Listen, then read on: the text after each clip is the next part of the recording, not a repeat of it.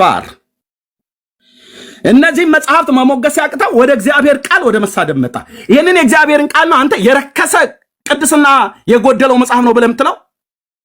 ኢሳይያስ የጻፈውን ኤርምያስ የጻፈውን ነቢየ እግዚአብሔር ሙሴ ዳዊት የጻፉትን ጌታችን ኢየሱስ ክርስቶስ የተናገረውን አራቱ ወንጌላውያኑ እነ ማቴዎስ እነ ቅዱስ ማርቆስ ሉቃስም ዮሐንስም ጨምሮ እነ ቅዱስ ጳውሎስ የጻፉትን የረከሰ መጽሐፍ ነው አለ 66ቱ የረከሰ።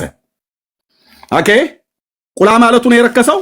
ቆርጠት አለው በሉት ያን የጠገበ ሰውዬ ማለት ነው። እነዚህን እንኳን የተናገራቸው ማንም አንተ የእግዚአብሔርን ቃልማ እንደዚህማ የእግዚአብሔርን ቃላት መስደብ አይገባም ብለዋል አሉት። ማንም ያለው የለም። ይሄው ነው ያሳያለሁ በግልጽ የአምላኬ እግዚአብሔር የማላፍርበት የአምላኬ እግዚአብሔር ሕያው ቃል ስለሆነ ያው ቁላው የተቀለቀጠ ብልቱ የተቆረጠ ወደ እግዚአብሔር ጉባኤ አይግባ ይላል። በቃ እግዚአብሔር እኮ ነው። ይሄንኑም ቢሆን እኮ የፈጠረልን እግዚአብሔር ነው። ለሴቶቹም የፈጠረላቸው ጌታ ነው፣ ለወንዶቹም የፈጠረልን ጌታ ነው። ይሄ ቃል መጽሐፍ ቅዱስ ውስጥ በመገኘቱ የረከሰ ቅድስና የጎደለው መጽሐፍ ነው ብሎ ሲሳደብ ማንም ኦርቶዶክስ ነውር ነው። እንደዚህማ አትናገርም በአንድ ቃል ጉዳይ። እንደው ይሄ እንኳን ሲጀምር የረከሰ ነው። እንደ ይሄ ሰውነታችን ላይ የወንዶች አካላችን ብልት የረከሰ ነው። ማን አንተ የረከሰ ነው?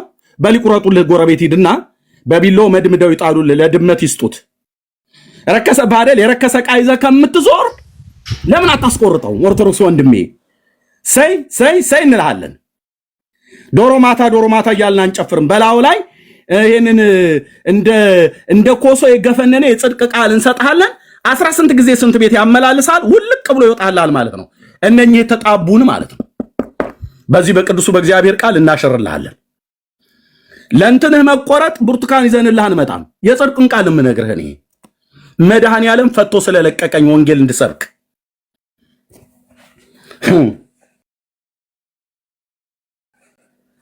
ረከሰባችሁ አይደል ወንዶች?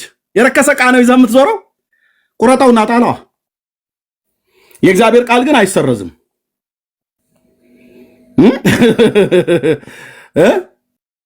ቁረጥና ጣለው። ነገሩ ሚስት የለውም እሱ ገና አላገባም።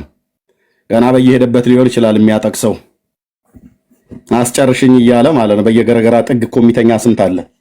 ሁሉም አይደሉም። እግዚአብሔርን የሚፈሩ ደግሞ ይዛናል። ምዕመናንም ካህናትም አገልጋዮችም አሉ። ይህንን ቃል አገኘሁ ብሎ ይሄ ቃል 80 አሐዱ ላይ የለም ወንድሞች ናቶች አለ 80 አሐዱ ላይ የት ነው ያለው? 80 አሐዱ አለ ወንድምዬ። በኢትዮጵያ ኦርቶዶክስ ታሪክሳን 80 አሐዱ ላይ አለ። ኦኬ እሺ አመጣዋለሁ። 80 አሐዱ ላይ በስርዓት ያቀልኝ በአሁኑ ላይ ጥያቄ አለኝ። አይ የምን ባሁኑ እታች ወረድ የገድሉን ሳጨርስ ባሁኑ ብለህ ትላለህ። ይሄንን እዚህ ጋር የገባሁትኝ ገድሉን ጨርሱስ የመጀመሪያ ምን ነው እንትኑ ላይ ተንጠለጠልክ? ወንድ ኮንክ ቆርጠውናና ካሜራ ከፍተህ ታሳየናለህ። እንደተቆረጠ ቼክ ማድረግና አለብን። ከዛ እናወራለን ማለት ነው። ይሄው የአምላካችን ቃል ግልጽ እኮ ነው። ጌታ ሲናገር ደስ አይልም? እግዚአብሔር ሊያፍረን ነው ወይ? እንደዚህ ብዬ ብላቸውማ ወንዶቹ እኔ ላይ ይስቁብኛል ብሎ ጌታ ሊሸማቀቅ ራሱ እኮ ነው ጠፍጥፎ የሰራን። ከፈለገ ሊያፈርሰን ይችላል። ሁሉን ታደርግ ዘንድ ቻይ ነህ ተብሎ እንደተባለ ማለት ነው። ይሄ ሰውዬ እንደዚህ ሲያናፋ ሲሳደብ እግዚአብሔርን ቃል ማንም ተው ያለው ኦርቶዶክስ የለም።